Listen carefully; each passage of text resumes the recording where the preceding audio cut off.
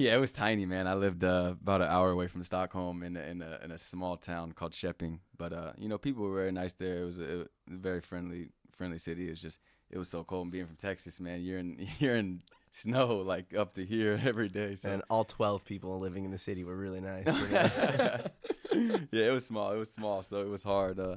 And especially it was my first year having my girlfriend overseas, so it was really hard on her.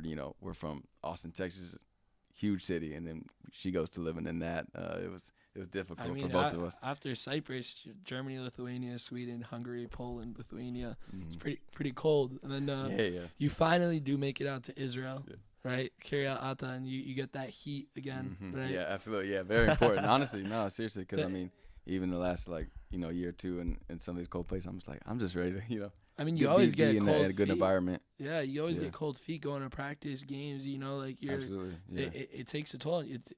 First 10 minutes of basketball play, You're not like, even warmed up. you're not no. warmed up. Oh, I It used to be takes in a these lot. gyms. I mean, some of these low level gyms I'm in, they don't even have heat on. So I'm in there in a jacket trying to practice. So it gets tough for sure. right, and you probably you have a quick 8-minute run, and you're heating Yeah, up yeah. and stuff. You go to the bench and that's it. Like you cool Absolutely. off, Yeah, and no, it's That's tough on a player. It's So definitely a factor for sure. definitely come out to Israel. You're in Kiryat Ata. You say it's one of your favorite places that you've been so far. Mhm. What about the league here in Israel have you really liked? Yeah, I think I saw this league when I was playing in Cyprus. My homie that I played with, my roommate actually, I was living with him. He kind of got me to start watching European basketball because a lot of Americans, we still just watching the NBA when we come over here. But he was like, "Hey, watch these leagues, see how they play, see how your game could fit into these leagues." And when I saw he had I think a friend playing in this league, and I watched a couple games, I said, "Oh, I could play very well in that league just because the style is up and down."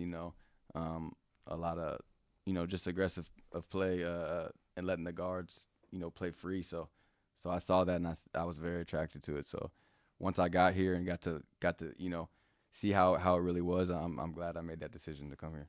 Was that the first time you got an offer from Israel, or was it something Yeah. that you were looking at when you have an option and agents, and were you kind of just waiting for the Israeli interest, and you knew that was a place you wanted to come to play? Absolutely. Yeah, there was more of that. I didn't have really a connection here or anything. I was just like, man, that play style just looks like it could fit me, And as I got older, like I said, watching more basketball, watching more leagues out here, really studying how they play, seeing where I can be effective. I knew I would be effective here. So once I got that call, I definitely was jumping on it. That's amazing. And how has the adjustment been besides the weather? Kind of being involved with whether it's your teammates or things outside your teammates, or have you been able to kind of be a little bit in the culture here in Israel at all? Absolutely. Yeah, I was telling him, I'm at the beach all the time. I'm going with my teammate Beitner to his Shabbat dinner. Shout out to Nice. Beitner. His family's amazing family. They hosted us very well. So I'm trying to get out as much as I can, and like we said earlier, it's so important to do that during a long season. Especially ups and downs, and we haven't had the best season, statistically and everything, where we wanted to. So getting out and having that outlet, it's been great, man. I love the people here. The food has been nice, so it's been really nice. Right. We talked to John D from Maccabi, and he says when you go to a country, you have to live there, right? You're not just there to do your job and play basketball, which you are there to do, but you also have to live it if you're gonna succeed and thrive there. Yeah. So that's very important. But when you said statistically it wasn't such a great year for Kiryat Ata, so now there's the regulation round, and how does that take a toll on a player at the end of the year when it wasn't such a successful year? Are players excited for it? Is it like a playoff atmosphere? Like you're hyped. It's like, all right, we have the playoffs, Yeah. right? We're in the bottom, but Right. we have playoffs. We have to stay in the league. Or is it kind of like, it's not so exciting to I play think in it? at first you definitely feel that, right? So it was a long season for us, and as not great as it went, we still had a chance at the end to make the play-in. So once we I think we had 2 games left in the regular season, we knew we couldn't make the playoffs. Very deflating, right? Very, especially as a player who wants to play in the playoffs and show I think most of my years overseas I've made the playoffs. So it's disappointing when that's one of your goals to start. But then you got to change your mindset, right?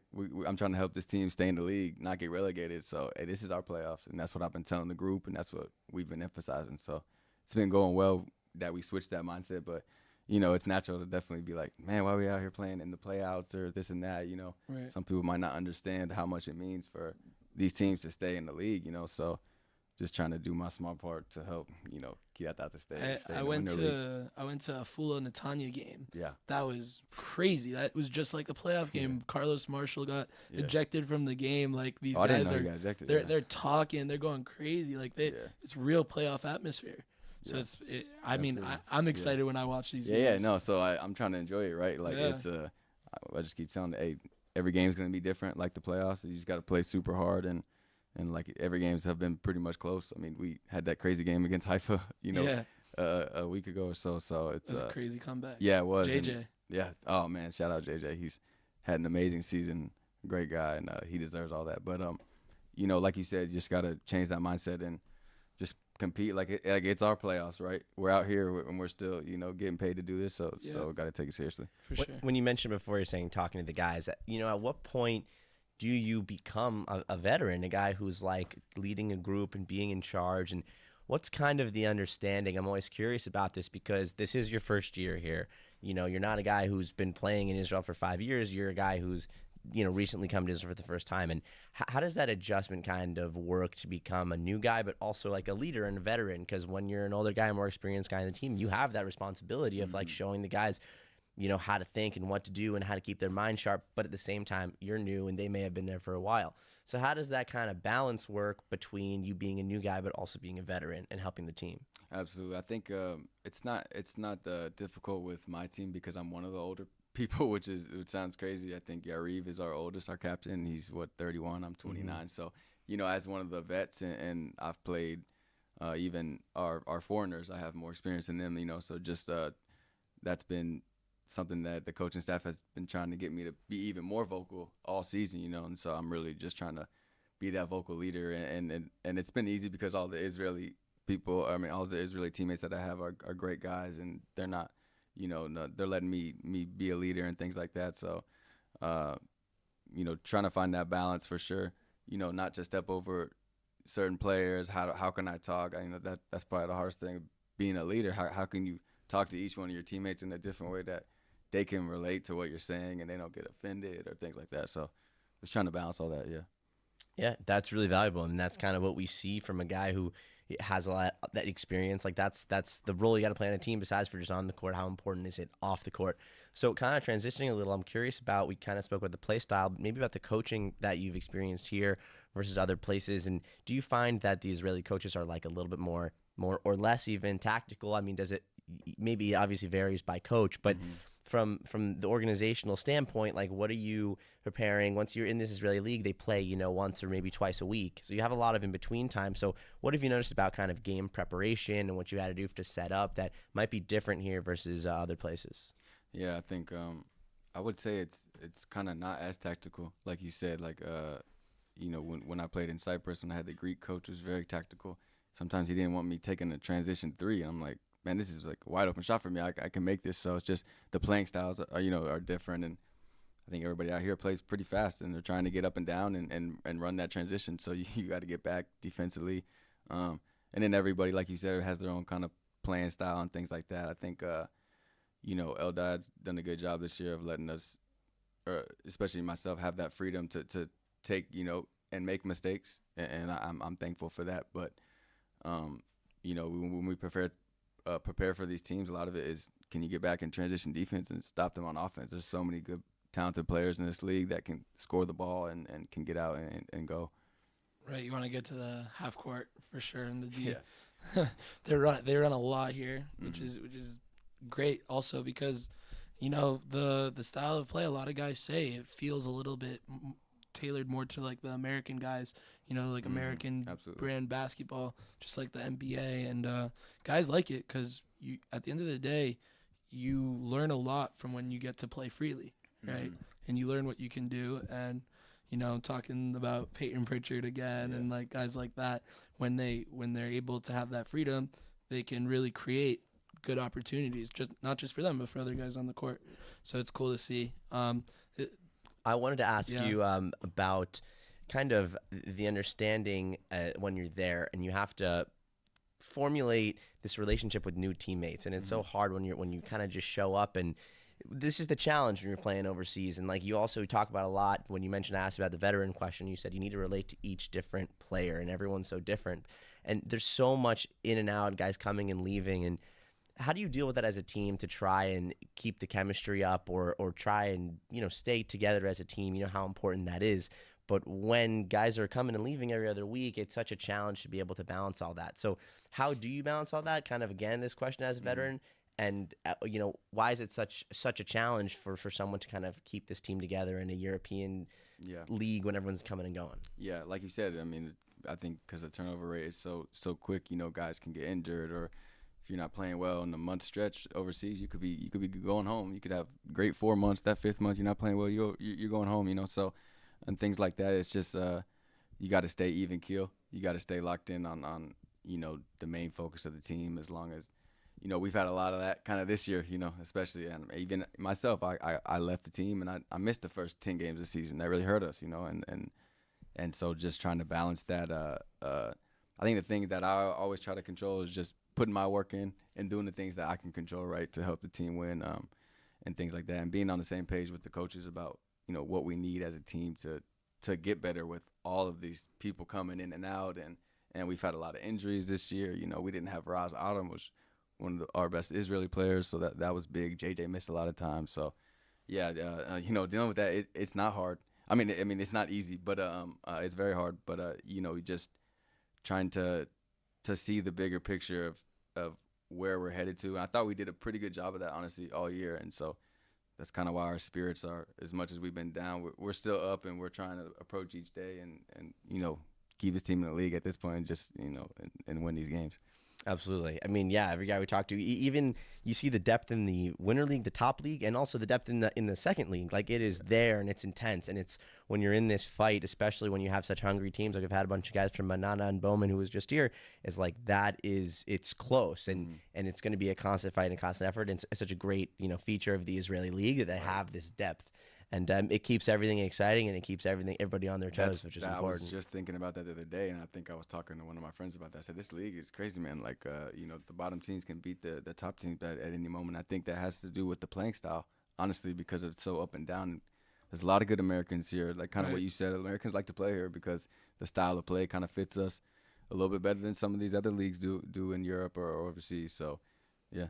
Yeah, for sure. So at 29 years old, played all over the world. What's maybe like a message you'd give to a young hooper coming in for one of their first years of professional ball overseas? Good question. I would think, just what we kind of talked about earlier is get involved in the culture, get outside of the game, because, if you focus just on the game, it's gonna be way too stressful mentally, and it can really take a toll on you. So I see some guys that don't make it because of that. They're always missing home. They're always doing this. You got to get out. You got to you got to live life outside of the basketball court. So I would say that's a big thing. And then the second thing is just work on your game.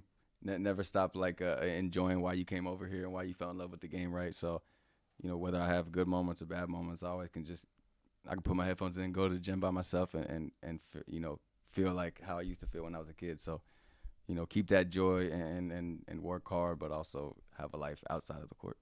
Well Maybe said. wear a helmet when you're riding your bike around Slovakia in the freezing rain. Man, I mean, can you imagine you going to practice and you bust your ass? Yeah, it's tough, man. It's tough, yeah. Yeah, no, it's tough. And it's a highlight of the struggle and the ups and downs that it is. And that's what it's all about. And that's what we try to do here on this podcast, and just kind of, open it up, because there's so much good, but it also comes with a lot of struggle. It builds people as, individuals and their character.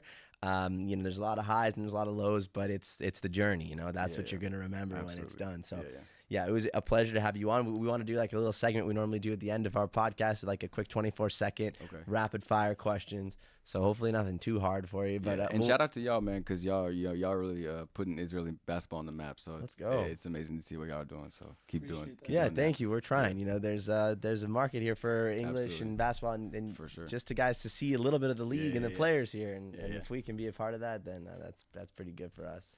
So we'll throw 24 seconds on the shot clock. Okay. Let me get some. You gotta get some good questions. Yeah, I can't fuck up again. Oh, yeah. Bowman. Yeah, he's not ready to ask the questions, and then the time goes by, and the player says, Hey, we "Not on gave him a me." few extra seconds. That's It, true. it evens it out. Okay. All right, Let's you do it. ready, Mayor? Oh, who's going first? You go first. Me? Yeah. Okay, I'm ready. Yep. Ready, Liam? All right, 3, 2, 1, go. Pre-game music you're listening to. Drake. Jordan or LeBron? LeBron. Winter League or NBA playoffs? NBA playoffs. Country with the best food? Israel. Favorite NBA team? I don't even have a team, man. Sneaker to hoopin'. Bulls. Sneaker to hoopin'. Kobe's. Mm. No, New Balance. Sorry. So I do like Kobe's, but New Balance. Go ahead. That's it. All I got. We're past. That's 24 seconds. I fucked it up there. Wait, so you New Balance Hooper or you signed with New Balance? I can't believe I said Kobe's because I love Kobe's, but no, I'm not signed with New Balance. Okay. I wish, yeah. Hey, New Balance, y'all listen to That's this. what What I are you saw. wearing? Responsible. Like Kawhi's or? Nah, I haven't even got the Kawhi's actually. I don't even really know what I think. Maybe like the Zach Levines I've been wearing. But really, that your yeah, the favorite last shoe to 2 hoop in? years I've been wearing New Balance. Man, I get a lot of Interesting. questions. People are like, "What are you wearing? Like, why are you wearing those?" And I'm like, "They're the most comfortable." I always grew up wearing New Balance, sneakers, like regular, running sneakers or just casual Yeah. sneakers. And then once I figured out, oh, these are really comfortable basketball shoes to play in, and the performance is nice, so I love it. All Yeah. right, I need some new I like shoes. the- Yeah, I shout like out the New Balance. Pumas. People sleep on them. The Pumas. Yeah, They yeah. sleep on those too. Yeah, They yeah. have Puma the Puma has Clyde a pretty good hardwoods. collection as well. Those are really good. Yeah, yeah. I've been wearing those since like 10th grade. Yeah. Yes, Okay. I like Hey, them. Puma, if you're listening, man, we would love some shoes. and Yeah. New Balance too. Just trying to grow the game of Israeli basketball. So you I got actually, my latest basketball sneaker is a woman's sneaker is Sabrina's. Yeah, yeah, those are nice. They're Those are tough, nice. A lot low-key. of people say they kind of feel like the Kobe, so. Yeah, they're Yeah. light. They're super light. Okay. I went to So, the like, store. They were sold out, man. They were sold out for weeks. yeah. But again, appreciate you coming on. I always love to give insight to the Israeli game, and best of luck. We think you guys are gonna to pull it out. Appreciate it. We're rooting for you seriously, and whatever you do next, man. Like if it's stay here, which would be awesome for us, and hopefully for you too. But keep us updated, and all the best, dude. Thank y'all. Appreciate it. Yes, sir. Yes, sir. Woo! It's dope, y'all.